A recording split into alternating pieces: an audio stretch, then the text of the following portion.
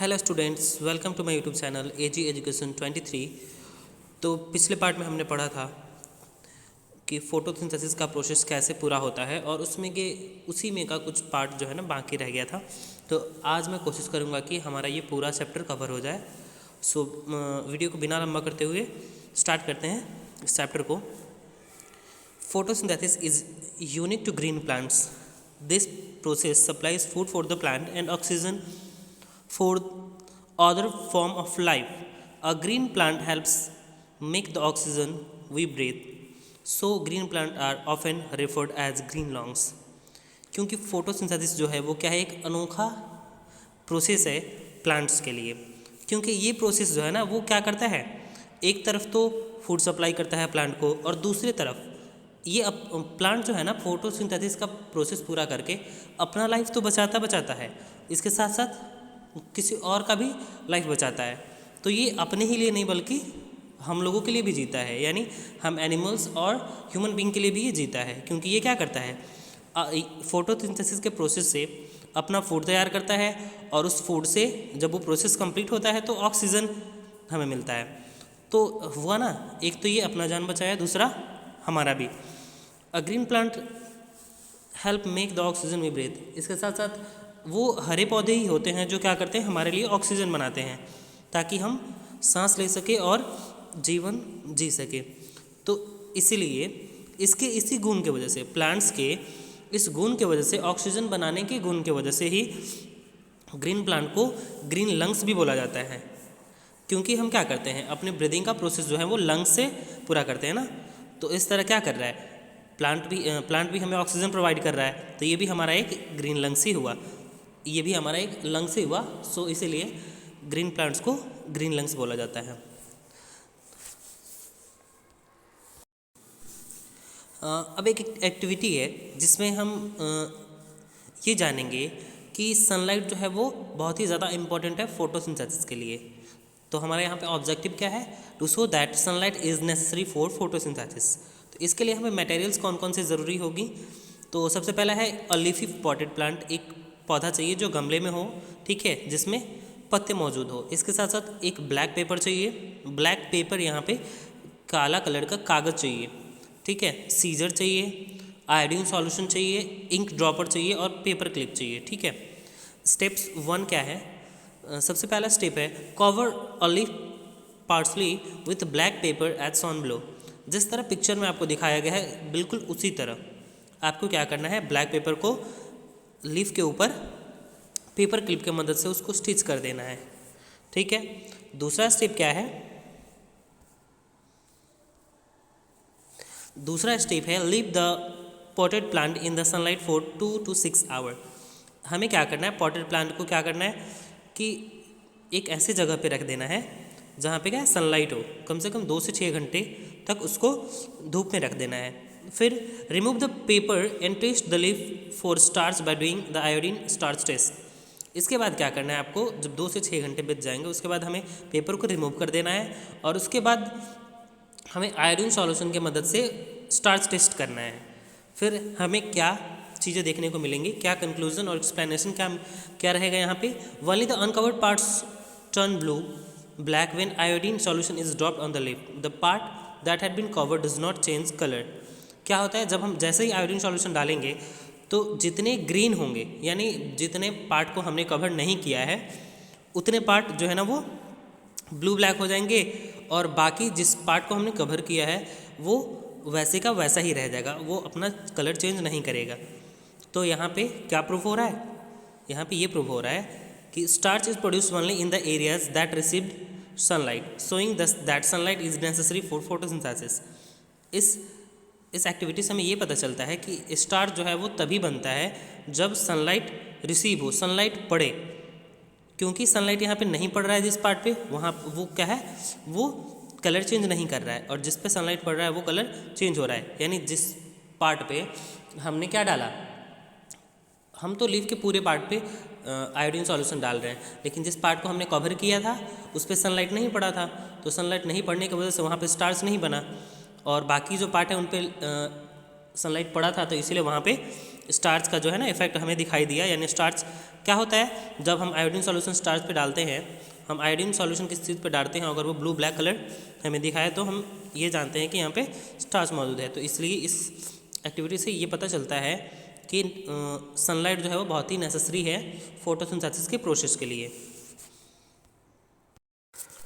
Photosynthesis gives food and oxygen. कैसे photosynthesis के मदद से फूड और ऑक्सीजन प्रोवाइड होता है। तो सबसे पहला जो पार्ट है वो क्या है, फूड है। Some of glucose is use to provide energy for the growth and development of plants while the rest is stored as starch in leaves. कुछ जो ग्लूकोज होते हैं वो क्या होते हैं, प्लांट्स के ग्रोथ और एनर्जी के लिए, यानी प्लांट को उसकी वृद्धि और विकास होने के लिए कुछ जो ग्लूकोज है वो यूज हो जाता है। यानी कुछ एनर्जी जो फोटोसिंथेसिस के प्रोसेस से प्लांट जो है ना पूरा करते हैं, वो क्या होता है, प्लांट के डेवलपमेंट के लिए यूज हो जाता है। लेकिन बाकी जो एनर्जी बचता है वो स्टोर हो जाता है हमारे लिए, हमारे खाने के यूज़ के लिए। जैसे कि कुछ पौधों में लिव्स के रूप में, कुछ में रूट्स के रूप में, कुछ में फ्रूट्स में, कुछ में फ्लावर्स में और कुछ में सीड्स में, ताकि हम क्या कर सकें, उसको बाद में अपने फ़ायदे के लिए यूज कर सकें।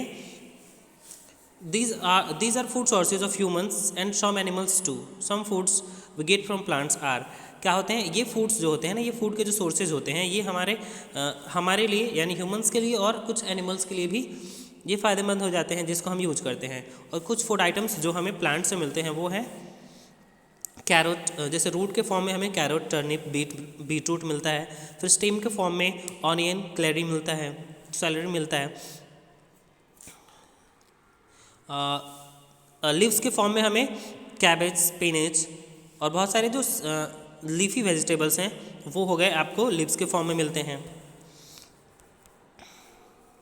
और कुछ सीड के फॉर्म में मिलता है, जैसे कि पीज, ग्रीन बीज, कॉर्न। फिर फ्रूट्स के फॉर्म में भी मिलता है हमें टोमेटो, एप्पल, वाटरमेलन। फिर फ्लावर्स के फॉर्म में भी मिलते हैं, जैसे कुछ वेजिटेबल्स, ब्रोकली, कॉलीफ्लावर। तो ये सारे वे सारे फूड के सोर्सेज थे जो हमें प्लांट के द्वारा अपने अलग अलग पार्ट्स में स्टोर किए हुए फूड थे, जिसको वो क्या करते हैं, वो प्लांट्स के द्वारा यूज़ नहीं किया जाता है, उसको ज़्यादातर एनिमल्स और ह्यूमन बीइंग यूज़ करते हैं। नेक्स्ट जो टॉपिक है वो है ऑक्सीजन, क्योंकि हमें प्लांट से फूड भी मिलता है और ऑक्सीजन भी मिलता है, तो फूड के बारे में हमने बात कर ली। नेक्स्ट है oxygen. Oxygen provided during photosynthesis is released into the atmosphere. This oxygen is what we breathe to stay alive. Oxygen क्या होता है, फोटोसिंथेसिस के प्रोसेस में रिलीज होता है, जो क्या होता है पूरे वायुमंडल में मिक्स हो जाते हैं, जिसको क्या करते हैं, हम अपने आप को जीवित रखने के लिए उस ऑक्सीजन को यूज़ करते हैं। नेक्स्ट जो टॉपिक है वो है interdependence of plants and animals, यानी कैसे प्लांट्स और एनिमल्स एक दूसरे पे आश्रित हैं। तो plants and animals depend on each other for many things. Plants और एनिमल्स एक दूसरे पे बहुत ही सारे तरह से एक दूसरे पे आश्रित हैं। वो कौन कौन सी चीज़ें हैं वो देखते हैं। सबसे पहला जो है इंटरडिपेंडेंस में होने वाले, यानी एक दूसरे पे आश्रित रहने वाले, जो सबसे पहला पॉइंट है वो है फॉर फूड, यानी फूड के लिए। Animals depend on plants and other animals for food. Animals can be divided into the following groups according to what they eat. क्या होता है, एनिमल्स जो है ना, एनिमल्स और ह्यूमन बींग्स, हम क्या करते हैं, हम लोग डिपेंडेंट है प्लांट के लिए, प्लांट पे लिए। एनिमल्स जो है वो प्लांट पे भी डिपेंडेंट रहते हैं और कुछ एनिमल्स पे भी डिपेंडेंट रहते हैं फूड के लिए। और इस तरह से एनिमल्स को अलग अलग भाग में बांटा गया है। वो लोग यानी अलग अलग भागों में इस बेसिस पे बांटा गया है कि वो कौन से फूड को खाना पसंद करते हैं। जैसे कि सबसे पहला जो ग्रुप है वो है हार्बीवोरस ईट प्लांट, और दूसरा है वो है कार्निवोरस ईट अदर एनिमल। हार्बीवोरस क्या करते हैं, हार्बीवोरस वो एनिमल्स होते हैं जो सिर्फ प्लांट्स या फिर प्लांट प्रोडक्ट खाना पसंद करते हैं, और कार्निवोरस वो एनिमल्स होते हैं जो अपने से छोटे या फिर एनिमल्स को खाना पसंद करते हैं। तो ये दो कैटेगरी हो गए एनिमल्स के, उनके खाने के अकॉर्डिंग, हार्बीवोरस और कार्निवोरस।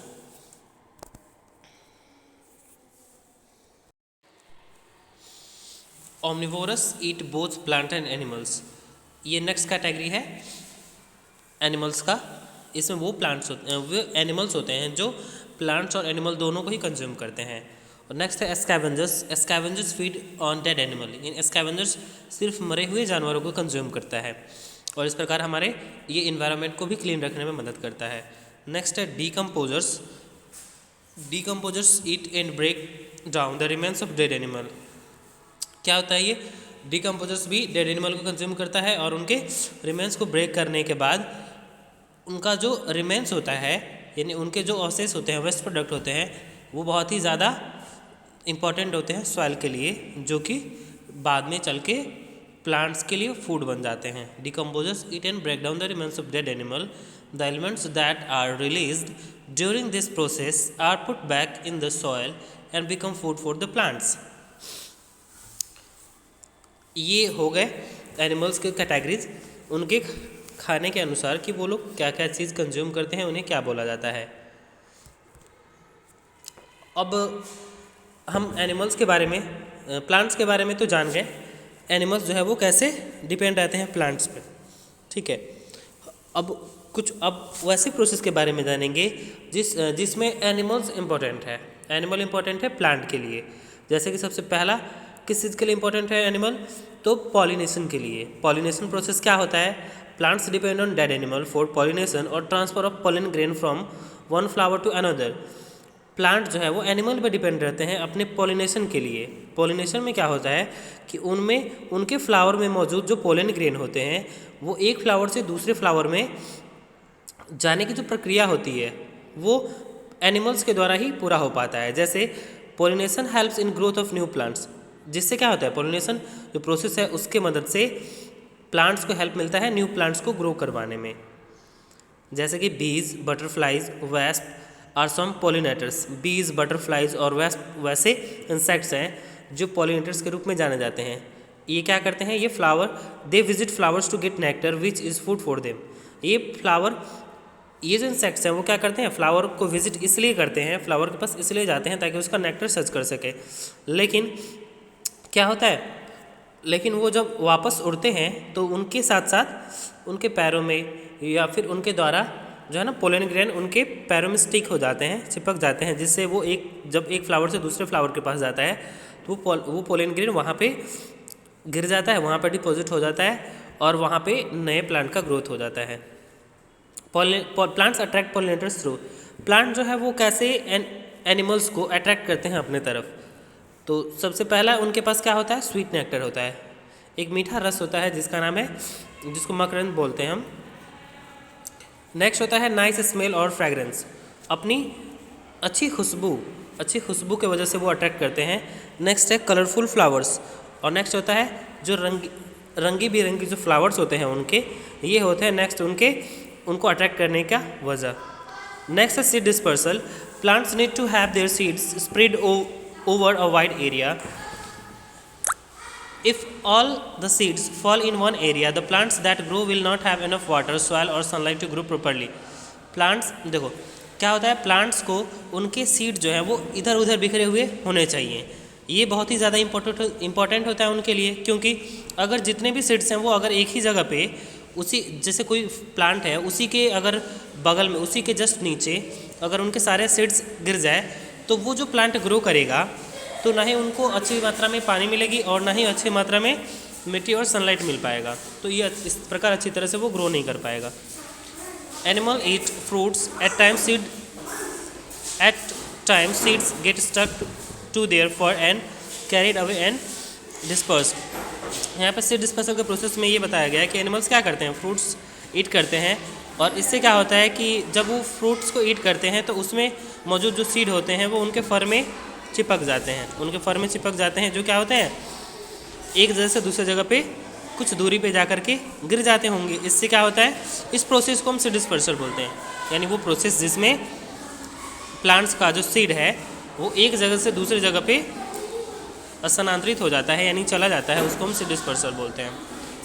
इससे क्या होता है, it helps in the growth of new plants. इससे ये मदद मिलता है प्लांट्स को, न्यू प्लांट्स को ग्रोथ करने में।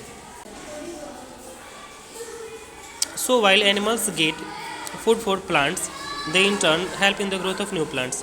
इस प्रकार क्या होता है, एनिमल्स जो है ना फूड जो है अपने प्लांट से कंज्यूम करते हैं और वो उनको हेल्प करते हैं नए प्लांट्स को ग्रो करवाने में। तो इस प्रकार क्या हो जाता है, एक दूसरे पे इंटरडिपेंडेंस रहते हैं प्लांट्स और एनिमल्स। तो आपका जितने भी टॉपिक्स थे वो कवर हो चुके हैं और ये चैप्टर कंप्लीट हो चुका है। उम्मीद है आपको बिल्कुल अच्छी तरह से ये चैप्टर समझ में आया होगा। और अगर आपको कोई भी प्रॉब्लम हो तो आप मुझे कमेंट कर सकते हैं। Bye, take care, thank you.